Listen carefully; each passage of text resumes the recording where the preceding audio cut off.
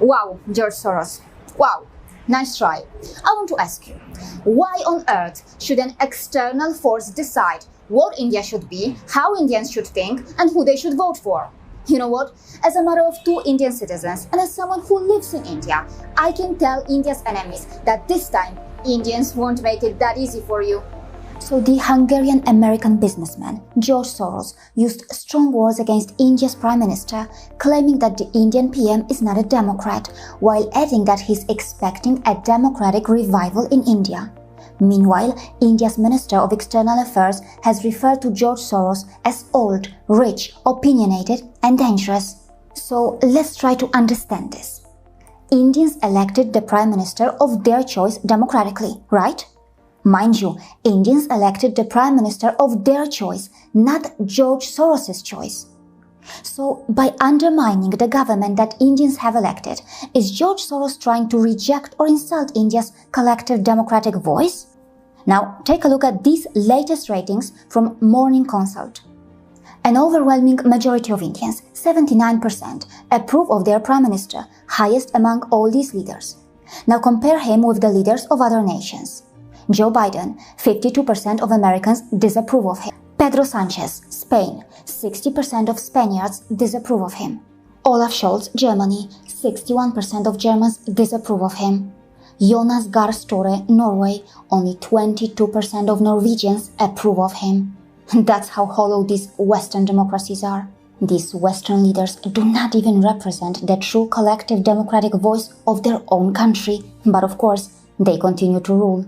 Yes, the real graveyards of democracy are deceitfully presented to us as the champions of democracy. And from this perspective, it is in these Western nations where George Soros should be truly hoping for a democratic revival or a regime change.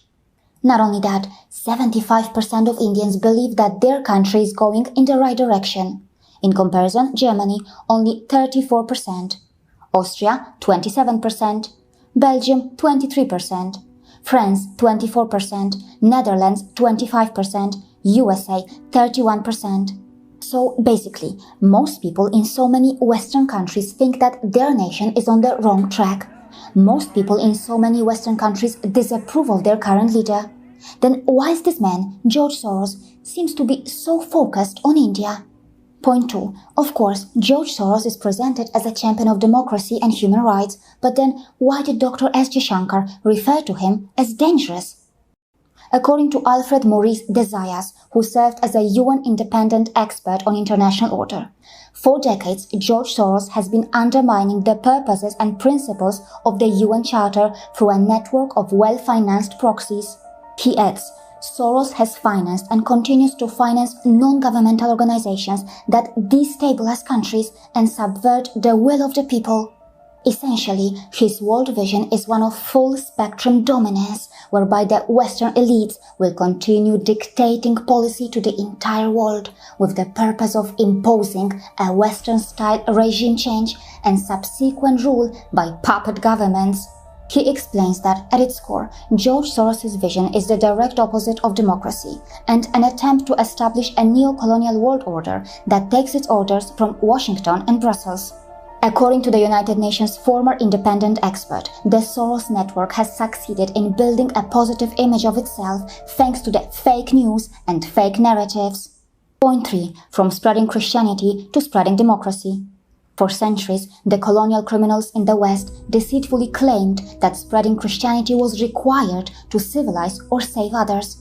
And now it seems that the West is claiming that spreading its own version of democracy is required to civilize or save the world.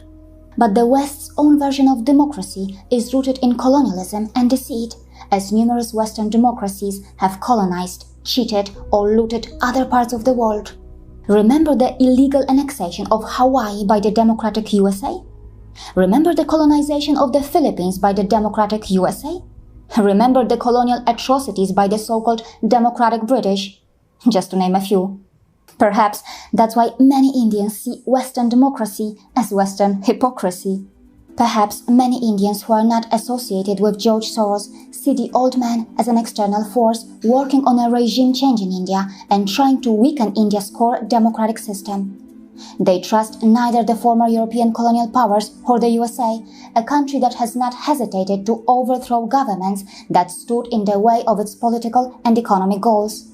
For many greed-driven foreign institutions, India is just a big market.